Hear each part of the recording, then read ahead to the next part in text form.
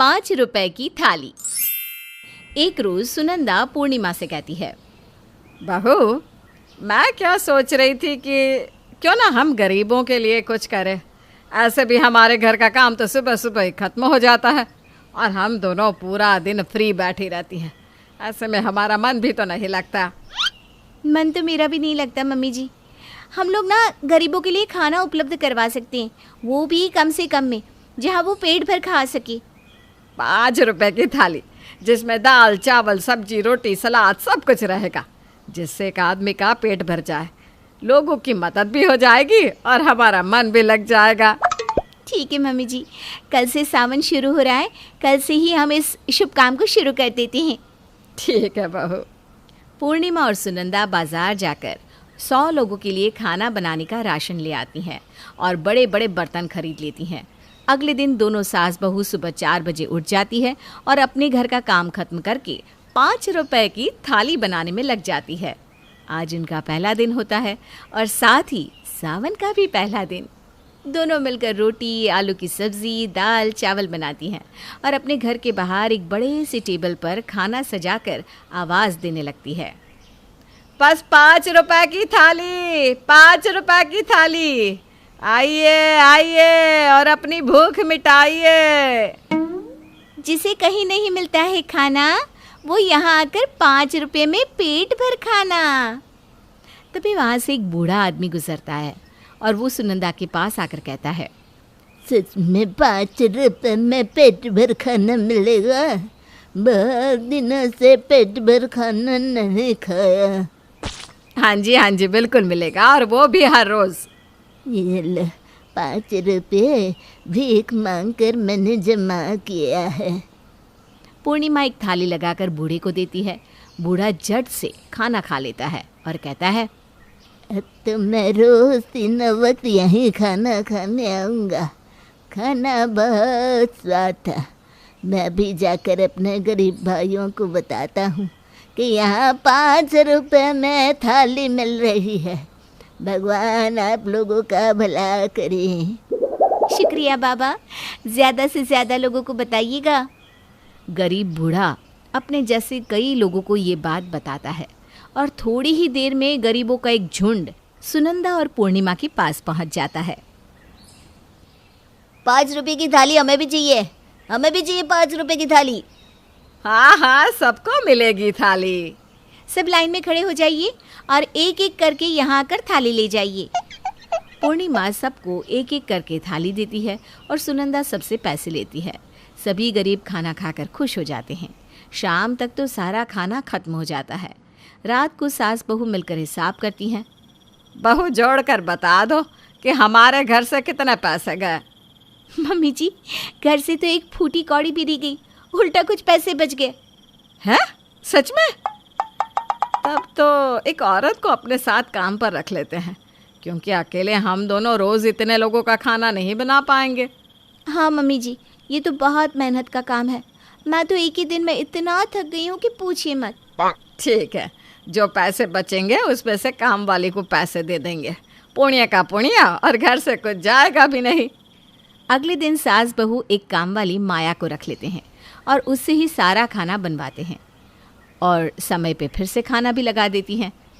₹5 की थाली, आइए आइए, ₹5 में भरपेट खाना खाइए। सुनंदा के इतना कहने की देर थी कि गरीबों की लाइन लग जाती है।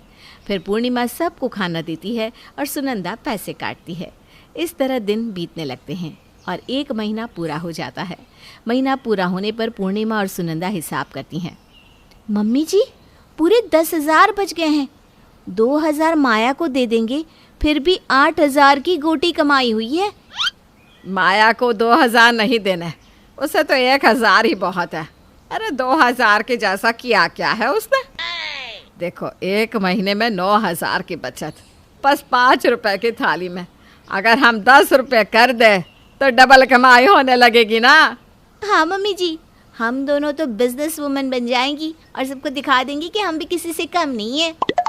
दोनों सास बहू के मन में लालच आ जाता है। अगले दिन माया को सुनंदा 1,000 देती है। पैसा देखकर माया का मुंह बन जाता है। लेकिन बात तो 2,000 में हुई थी ना, इतना काम इतने कम में कैसे होगा माँ जी? ठीक है, करना है तो कर, नहीं तो मत कर। माया मजबूर होती है, इसलिए वो काम छोड़ नहीं पाती, लेकिन मन ही मन कहती है, मेरी मजबूरी का फ़ायदा उठा रही हो ना। अब देखो तुम्हारे साथ क्या क्या होगा। एक गरीब को सताना कितना भारी पड़ेगा। इधर सास बहू 5 रुपए की थाली का दाम बढ़ाकर 10 रुपए कर देती है और रोज़ की तरह अपनी थाली लगाकर कहती है, ले लो थाली ले लो, पेट भरने वाली थाली ले लो।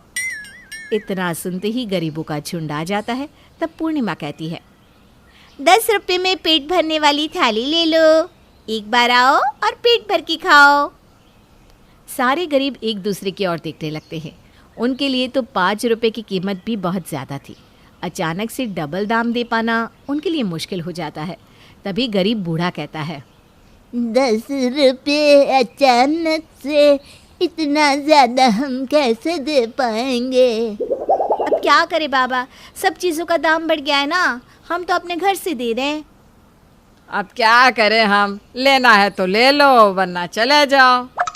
मजबूरी में सब थाली ले लेते हैं और सास बहू के चेहरे पर चमक आ जाती है। फिर रोज़ की तरह शाम तक खाना खत्म हो जाता है और शाम को सुनंदा कहती है, बहू, कल हम लोग ना बची कुची सब्जी खरीदेंगे, सस्ती पड़ेगी, जिससे हमें और भी कमाई होगी। ऐसे भी इन लोगों को ताज़ा खिलाकर हमें कौन सा फ़ायदा होगा। देखा मम्मी जी, आज कैसे वो बूढ़ा दाम के लिए बहस कर रहा था। ठीक कहा आपने, थोड़ी गली सड़ी सी सब्जी हुई तो इन लोगों को क्या ही फ़र्क पड़ेगा। ऐसे भी ना ये लोग तो सड़क से चुन चुन कर खाते हैं, इन्हें कुछ नहीं होने वाला। अगले दिन सुबह सास बहू जाकर बची कुची सड़ी गली सब्जियां ले आती है और माया खाना बनाते हुए कहती है, इन दोनों ने तो हद ही कर दी। मदद के नाम पर ये लोग कितना गिरेंगी। इतने में पूर्णिमा आ जाती है और माया उससे कहती है, भाभी, छोटा मुंह बड़ी बात। आप बहुत काम करती हैं, तो जो कमाई होती है उसके आपको 80% तो मिलने चाहिए ना। सारा दिमाग भी तो आपका रहता है। आपसे अच्छा बिजनेस कोई कर सकता है क्या?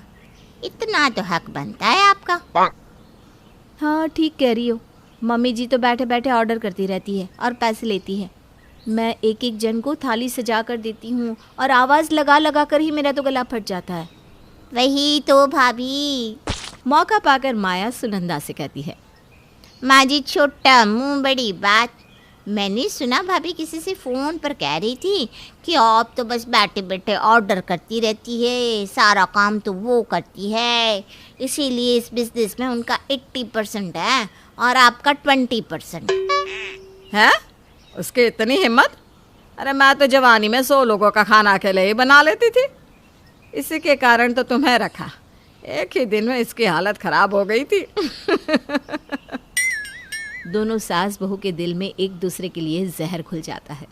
इसी तरह महीना बीत जाता है और आखिरी दिन पूर्णिमा हिसाब करती है। बहू, कितना बचा इस महीने? 30,000 बचे हैं मम्मी जी, अपना अपना हिस्सा अलग कर लेते हैं। पूर्णिमा 7,000 सुनंदा को देती है और खुद 22,000 रख लेती है। ये देखकर सुनंदा कहती है, दिमाग खराब है क्या तेरा?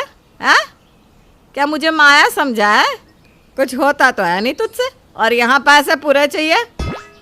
तो आपने क्या किया है? हाँ, आप ये सब अकेले कर पाती? 22,000 मेरे हैं, दिमाग मेरा था, मेहनत मेरी थी। 22,000 मेरे हैं।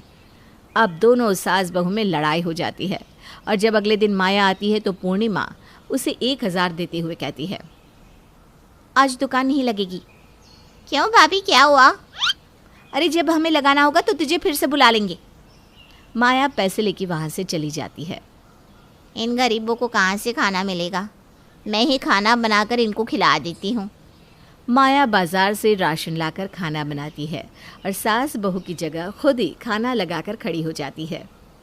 5 रुपए की थाली, आओ और 5 रुपए में पेट भर खाओ।